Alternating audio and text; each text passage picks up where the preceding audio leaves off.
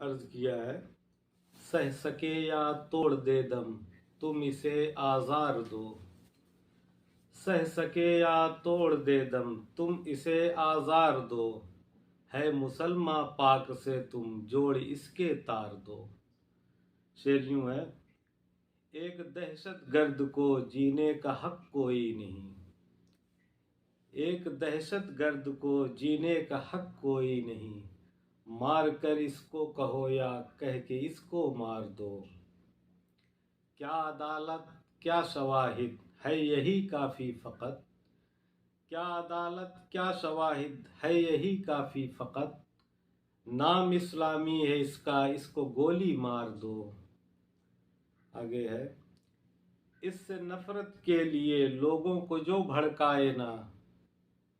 اس سے نفرت کے لیے لوگوں کو جو بھڑکائے نہ، تم کو مل جائے اگر مجھ کو بھی وہ اخبار دو۔ دو شعر اور ہے، ایک طرفہ نہ لگے ٹی وی کی کوئی بھی ڈیبیٹ، ایک طرفہ نہ لگے ٹی وی کی کوئی بھی ڈیبیٹ، بھوکے ہوں پیسوں کے جو ملے ہمیں دو چار دو۔ اور آخری شعر ہے، ہر قبیلہ آج خود سے بس یہی وعدہ کرے، ہر قبیلہ آج خود سے بس یہی وعدہ کرے، ان کو جو سیدھا رکھیں بس تم وہی سرکار دو۔